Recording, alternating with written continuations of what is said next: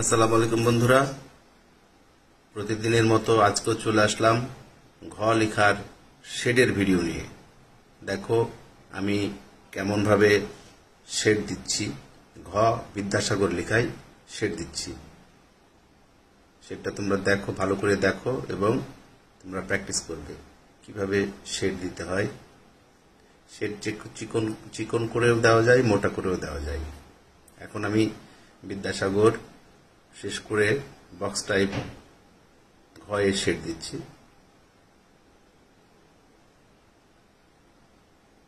একটু ধরে ধরে নতুন অবস্থায় একটু আস্তে আস্তে শেডগুলো দেওয়ার চেষ্টা করবে। পরবর্তী ভিডিও বিদ্যাসাগর এবং বক্স নিয়ে আগামী পর্বে চলে আসব।